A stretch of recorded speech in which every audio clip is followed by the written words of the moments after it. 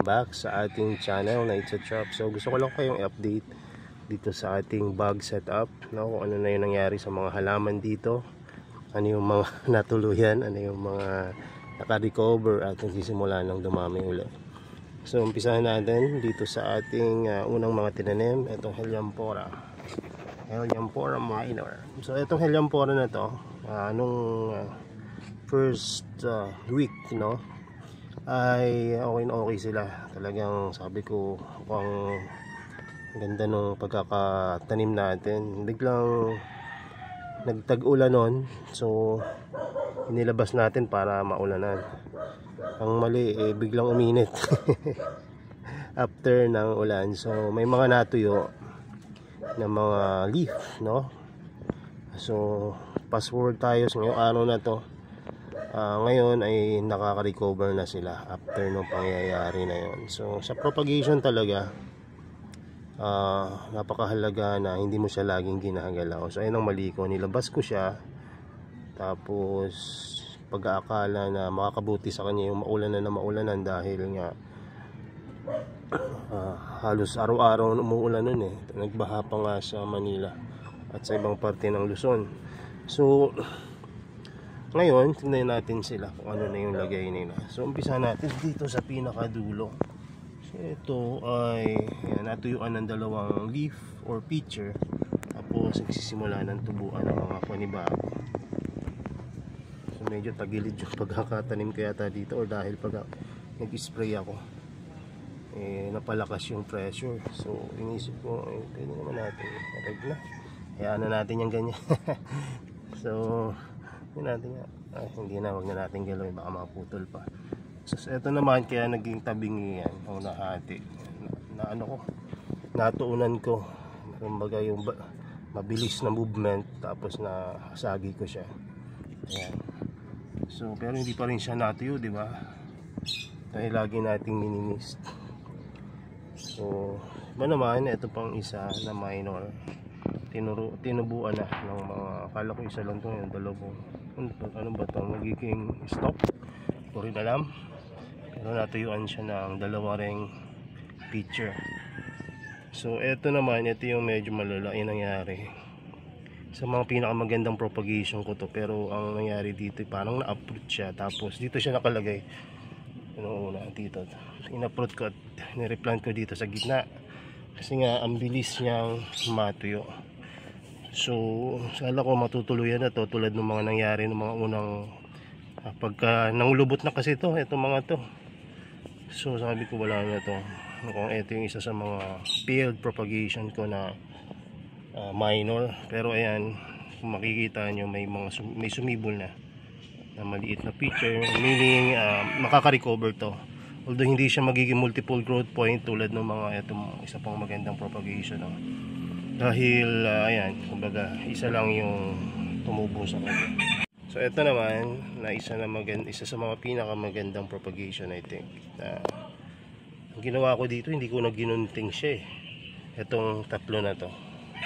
Apat pala.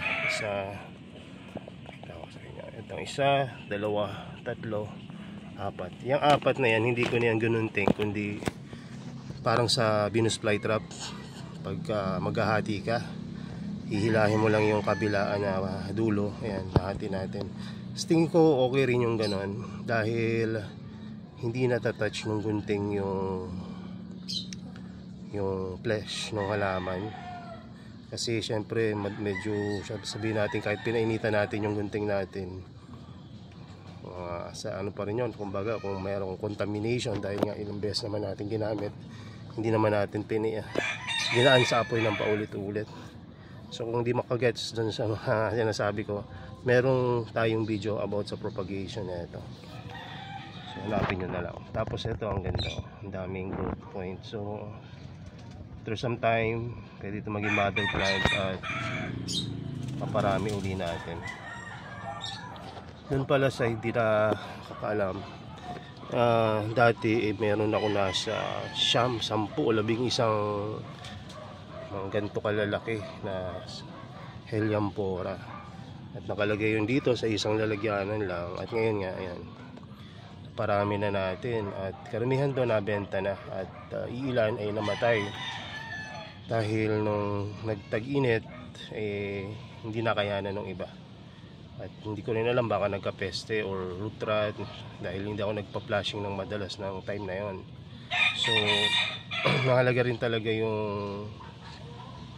continuously or regularly ay napaplush mo yung water tray mo. So kung makikita nyo dito, meron ako ditong parang marami-raming mga small propagation ng Helianthera. Hindi, wala kaysa hindi, galing lang yan sa isang halaman, isang mother plant. At ngayon kung mapapansin natin, ito may mga growth point na yung mga katabingin na nga ito, yung mga propagation natin dyan, may mga growth na siya, new growth. So pag may mga new growth na, ayan, masaya tayo dahil possible na maging another plant yan, although hindi yan magiging subject again for mother plant na lumaki na mabilis tulad ng mga to,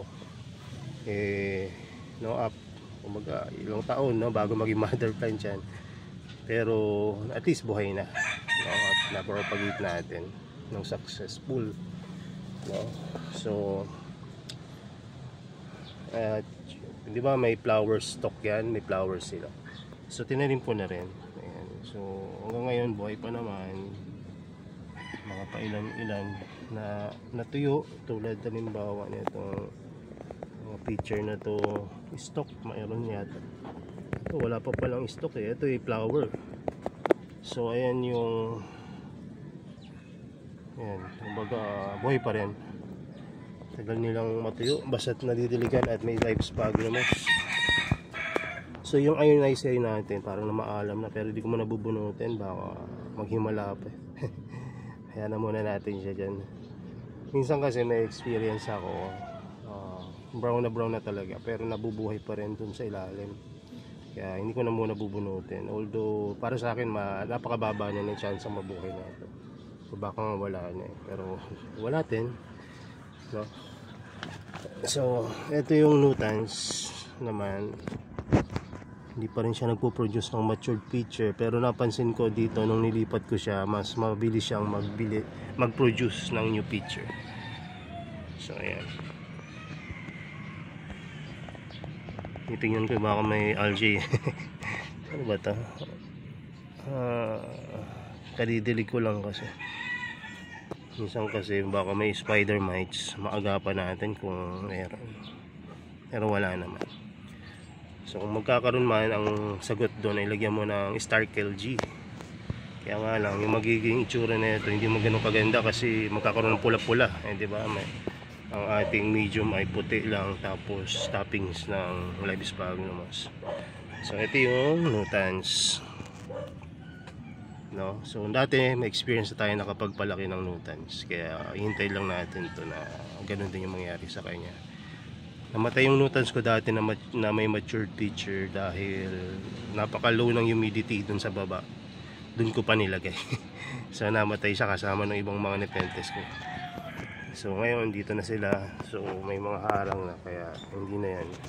So ayun, mga tubig-tubig na yan, nagdiligaw kanina gamit yung sprayer na yan. Hindi yan pag. Pero sana nga may ganun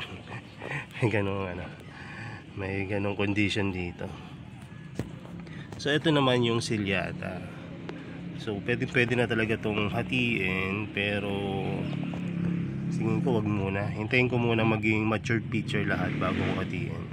Alam niyo kung bakit? Ngayon naman doon.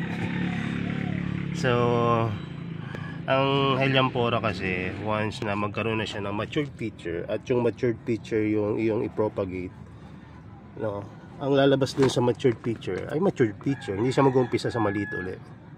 So example kaya natin saan, tulad na ito, or ayan, tama, ayan. So matured feature yung pinopagate mo, ang lalabas dyan ay mga matured feature na rin. Tulad na ito, no, isa or dalawa lang na feature, ang lumabas sa kanya ay matured feature at mas malaki pa. Pero yun, hinati na natin yan, pero nag-feature pa rin ng malaki. Dati hindi natin magawa to. Yung nangyayari dyan dati, pagka pinropagate ko na ganito kaliit pa, ganito kaliit, gantong dadalawa lang na picture, ang lalabas dyan ay malaki, tapos ang susunod na ay natutuyo na agad yung malaki, tapos lalabasan na maliliit dyan. So siguro nakatulong talaga yung medium natin ngayon na live sphagnumos, tapos ano pala, perlite, tapos may toppings na live sphagnumos. So yun, kaya hindi ko muna ito ipropagate kasi sayang eh.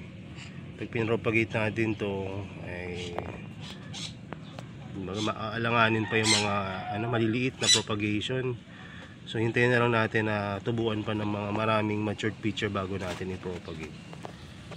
Gusto ko na rin talagang hatiin to eh, kasi marami nang pwedeng pagkalasan. So ayan yung silyata. Tapos may mga iba pa tayong palang mga maliliit na propagation. Saan pa may nakita ko kanina? Nakita pa ako. So, anyway, yan yung mga tinanim natin dito. At yung iba pala ay nandito na, nilipat na natin. So, lipat tayo dito sa pwesto na to. Ito yung McDonald na hybrid, no? So, nag-iisa na lang to at muntik na mabili. Ako naman, syempre, dahil nga nagbebenta naman talaga yung tayo ng carnivorous plant, eh, sabi ko ibenta ko na lang rin ng buo, no? Kaya lang sabi ko mawawalan ako ng McDonald na hybrid. Ito pa naman yung isa sa mga, para sa akin, maganda na hybrid ng Helianthera. Tapos yun, hindi na pa ako nagsasalita. Hindi ko pala, napindot ko pala yung stop button. So anyway, ito yung isa talaga sa pinaka magandang hybrid, no, ng Helianthera. Tapos itong na to, species na to, lumalaki talaga siya, no, kumpara sa minor na I think pinakamalaki niyan ay 5 to 6 inches, no, yung pinakamatangkad na minor. Sa wild pa yun, paano na sa baka nga sa wild may mga malalaki rin, no, hindi lang natin nakita. So ayun ang record, no, base kay Google. Pero itong McDonald, doble yung tangkay niya. Maabot siya ng mga 8 to 12 inches, tulad ng mga Nutans at iba pang mga Helianthera. No, at yung pinakamalaki yata yung Godzilla, di ba? So medyo mahal rin yan si Godzilla. Pero dun sa ibang nag-aalagin, hindi nila mapalaki. No, hindi ko lang alam kung ano yung sekreto dyan kay Godzilla. Hindi pa naman tayo nakapag-alaga nun. So itong McDonald napakaganda ng kulay nga. Actually, halos parehas lang sila alagaan ng minor. Mas masipag lang talaga mag-feature tong si minor. Ito naman si McDonald, hindi rin naman ito magpapauli siguro. Kasi kita nyo naman, from one mother plant na hindi naman ganun karami yung feature. Ngayon ay, ito buhay na to 1, 2, 3, 4, 5, ayan, biro mo, nakalima pa tayo doon. Bibili na dapat to, so hindi ko lang na-i-out kasi gisa na lang to, so pinresyohan ko na medyo mahal. At I think nag-decide siya na minor na lang yung bilhin. So actually pabor sa akin yun, dahil kung binenta o nabili to, wala na akong McDonald hybrid at hindi ko alam kung makakakuha pa ako nito. Kasi yung pinagbilang ko nito dati, hindi na masyado nag-Helianthera. Hintay ko nga mag-Helianthera uli siya. Ayan. So ang maganda lang rin na may mga iba akong nabiling mga species, no? Dito naman kay Monster in a Bag yata, no? So Killer in the Bag, so lagi ko na nga pagkamamalian ng pangalan. So maganda yung mga niya, Helianthera din nila. So hinihintay ko rin na mag-out sila dahil hindi ganun kamahal yung Helianthera nila. Although hindi naman ganun kalalaki yung binibenta, pero sa Helianthera kasi makakuha ka lang ng gakulangot ng laki. Masaya ka na kasi mahirap talaga makabili dito sa Pilipinas ng Helianthera. So makabili ka man, no, puro minor. So ayun, no, may pulchela na hindi lumalaki. So ayun yan, Talagang medyo rare pa si Helianthora. And hoping tayo na baka may mga mag-alaga ng mga panibago na mga species na maka-acquire tayo. So ito naman si Sarracenia Nades X Burgundy Black. Walang mga appeal sa akin to nung una, pero nung napalaki natin nagkaroon ng matured picture. Ayan, ang ganda rin. Ayan. Diba? Delicate at napakaganda. Kumbaga astig rin. At meron siyang fruit fly na nahuli. Ayan. So ako naglagay niyan kagabi. Nung nagdilig ako, may dumapo sa akin fruit fly. Hindi siya yung bango o lango. Ito ganito. Mahilig yan kasi sa salt sa pawis mo. Galing ako sa pagbabike na. So lumapit siya sa akin, talagang amo-amo. Kaya pinakain ko na lang siya. Ayan. So yan, pinakain natin dito. So maganda na pakainin niya ng insekto kaysa ilagay kayo ng fertilizer. Kasi ang fertilizer sa mga carnivorous plant ay nakakasama yan sa medium, no, pati na rin sa toppings nyo na live sphagnum. Medium nga. Bakit? Nagkaka-algae po. So pagka nagka-algae yan, anong gagawin mo? Palitan mo ng medium. Another effort na naman, no? Pero kung gusto mo naman para hindi maano ng medium, patak-patakan mo na lang, diba? Hindi naman ganun karami itong Helianthora natin. So baka ganun na lang gawin natin. Kasi dati dahil ang dami nating halaman, so pang tamad yung ginawa natin, mist na lang talaga. So sorry po, pagka misting yan, nagkaka-algae yung paligid. So itong binabanggit ko hindi lang to sa Helianthora, pati sa ibang carnivorous plant. Although yung iba kasing carnivorous plant matibay sa algae. Itong Helianthora matibay rin naman, kaya lang sa mahal sa presyo kasi nito. Saka sa hirap alagaan, ba't mo gugusto yung magka-algae, diba? Hindi yung another sakit ng ulo ngayon. So ito tingnan nyo. From 2, no? Kasi yung pinaka pangalawang medium mother plant ko namatay niyan. So ang natira na lang sa akin itong maliit na propagation na to, tsaka yung mother plant. Ngayon yung mother plant nahati natin noong nakaraan. So ito yung isang parte na nabulok, hindi to kasama sa propagation. So ito yung mga hahati natin. 1 2. Kunti lang pala yung propagation ko nito. 3, no? So nang ginahati natin sa 3. So may nabulok na itong isa. So ayan. So hopefully, ayun pala, meron pa pala itong isang maliit na propagation. So bago lang yan. So ayan. Sorry, mas mahal to sa McDonald's tsaka sa minor. Itong Sarracenia Nades. Pero ewan ko kasi syempre mas gusto nung iba yung malaki. Diba? Kahit sa Venus flytrap naman dati, diba?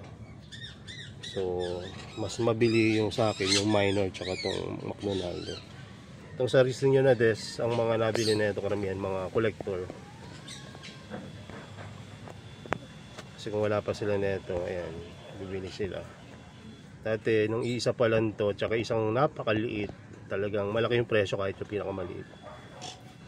Kasi nga kakaiba siya. Kita nyo naman, di ba? Kumbaga kakaiba yung kanyang picture. At lalo na kung tag-init kasi namumula yung picture niyan. Siguro pag nasa grow light lalo. So ayan yung ating mga Helianthora. Marami na rin mga natuluyan, di ba? Nung mga una nating mga video. So kasama talaga yan sa pag-aalaga ng Helianthora at iba pang halaman, may mga natutuluyan. Pero sa tagal nating naghahalaman nasanay na tayo. Kahit ganong alaga mo kasi dyan, pagka kumbaga oras nga na o kumbaga namamatay talaga, ganun talaga, no? So ayan, no? So may mga tinanim tayo dito, diba, ng mga Drosera. Ayan, tulad nito. buhay naman. Kung hindi natin nadiligan yan kanina, kikita nyo yung dew niya, napakaganda. Pero nadiligan na kasi natin, kaya medyo nawas na yung mga dew. So parang gusto kong idagdagan pa to, ang mga drosera, kasi nandun sa labas yung mga droseras ko. Parang mas ganda dagdagan kasi yung ganda ng itsura niya pagka napapalibutan ng live. May langgam mo na naglalakas loob kasi wala akong sticky dew, winash ko. So dito naman meron tayong, ito yung mga seedling galing sa roots ng Capensis. Ayan, Capensis Narrow. Ayan. So hopefully tumuli yan sila. May mga ilan rin tayo dito, mga sarasinya. Buhay naman, maliban dito. Hindi ko alam kung matutuloy ito magbuhay. Parang hindi na, no? Ayan.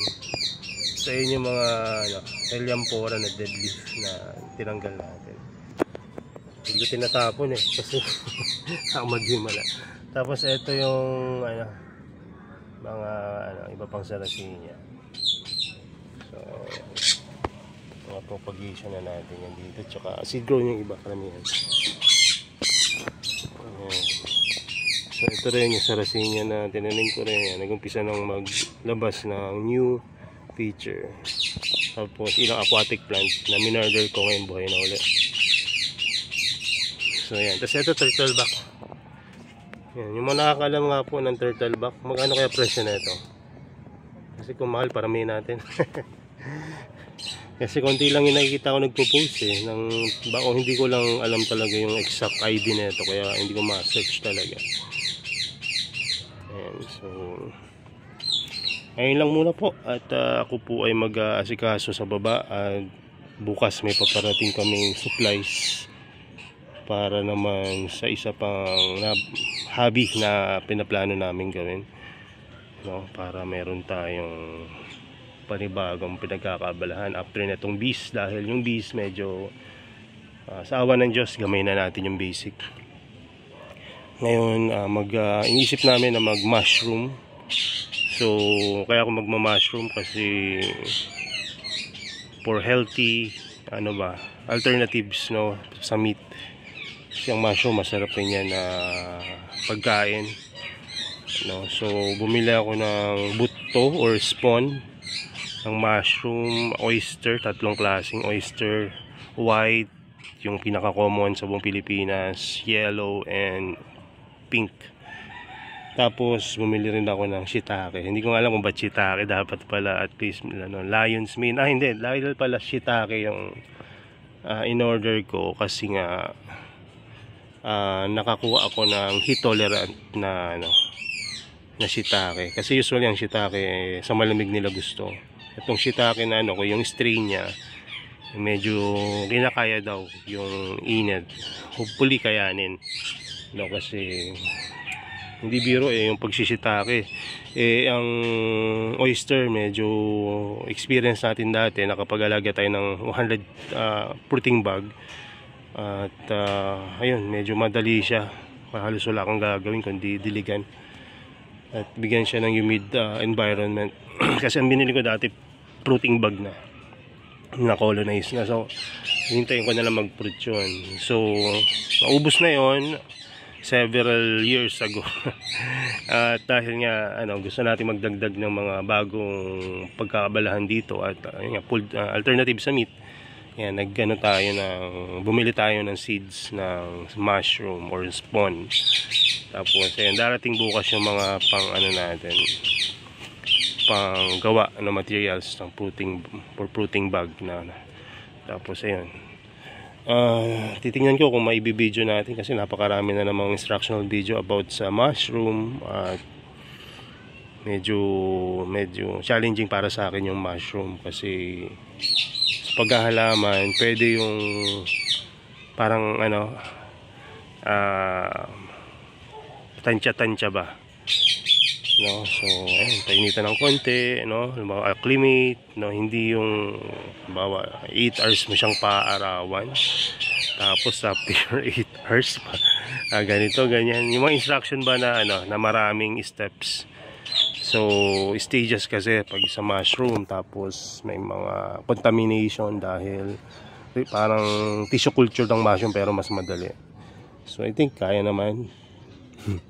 Lalo na oyster mushroom ang umpisahan natin. Ito lang shiitake talaga, medyo challenging kasi tsaka yung iba palang kulay ng mushroom, yung yellow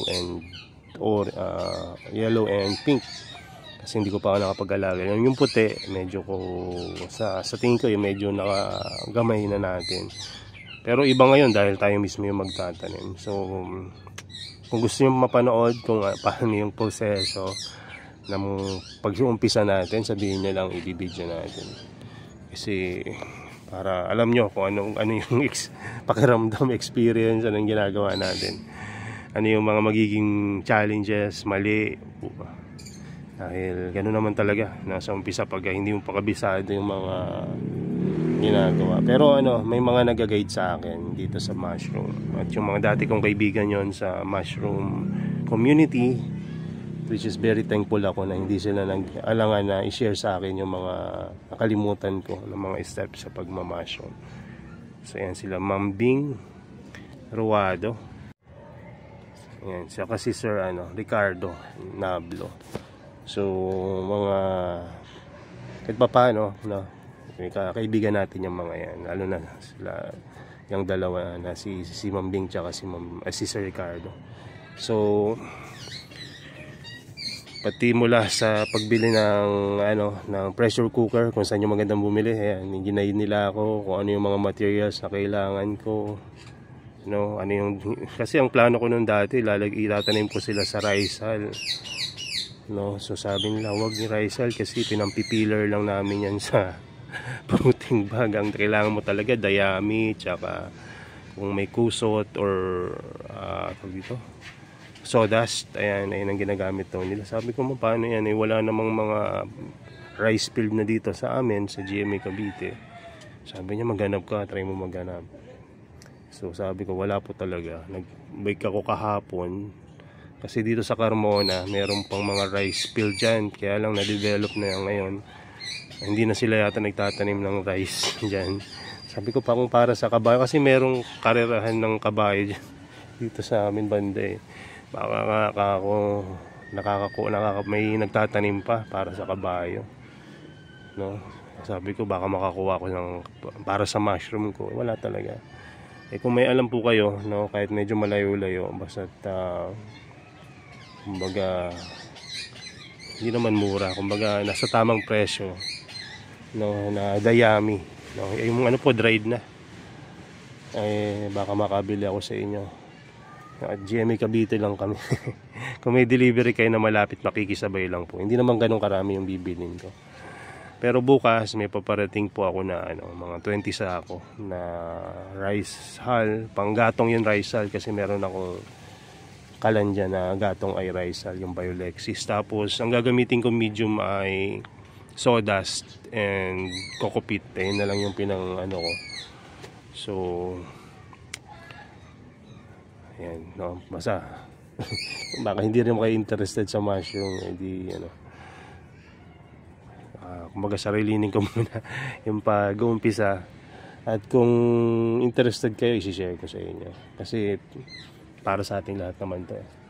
Maganda na meron tayong, alam mo yun, pagka tinatamad kang mamalengke o mag-grocery, may mapipitasin ka sa mushroom area mo, diba, na pagkain na pwede mong lutuin na parang meat, na mas healthy pa sa meat kasi ang ginakain ng karamihan ng mga health conscious, mga vegan, vegetarian, ganyan. So anyway, ayun yung update natin sa growing area. Actually gusto ko sanang mag-propagate ngayon ng Venus flytrap, kaya lang ngayon nga may paparating na mga materials bukas at kailangan ko linisan yung area dito na paglalagyan ng mga yan. So yun lang muna. Salamat po sa inyong panonood. At yun po yung aking update dito sa ating bag setup. May mga ibang update pa itong Aratilis, yung buhay pa naman, gawin na natin to kasi tumubo lang to dun sa sphagnum. So nabuhay siya, tinusok ko lang ulit dito. Tapos may mga I think maliit to na ano ginagamit sa mga terrarium na halaman. Ayan, bigay lang rin yan ni Sir Albert Santos. So ayan, nabuhay natin. Tapos ito na, tumubo to sa live sphagnum mo. Kaya hinayaan na natin. Hindi ko alam kung anong klaseng halaman to. Pero alam ko palm to, palm. Hindi ko nga alam kung anong klaseng palm siya. So ito naman yung ano pala, dito ko na rin pinuwesto yung mga propagation natin ng BFT na seed grown. So ito ni update sa kanila. Ayan. So awa ng Diyos, buhay pa naman.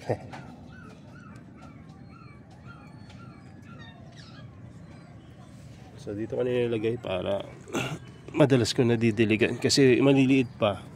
Pag nababayaan mo yan na nag-dry, matutuluyan talaga. So at least dito medyo nadidiligan siya na maayos. So ito naman sa mga interested sa sphagnum. So yan, ito lang kasi available natin. Yung mga nasa malalaking tray. Ayan, 1.5 po isa niyan. Kung gusto nyo mas mura, magbili po kayo kay Ma'am Docena or kay Lamas Oli Sister. Kaya lang kayo pa po yung mag-a-arrange noon. So, pero sulit naman once na ma-arrange, no. Kami po talaga, ito yung aming gustong gawin ngayon, pagpaparami ng sphagnumos. Kasi magagamit namin ito sa mushroom, pampalamig ng lugar at pampataas ng humidity. So, yun lang. At ako'y bababa na at maglilinis na dun sa paglalagyan ng mga paraparating na materials. So, salamat po sa panonood at pasensya na sa mahabang video. God bless po sa inyo and bye-bye.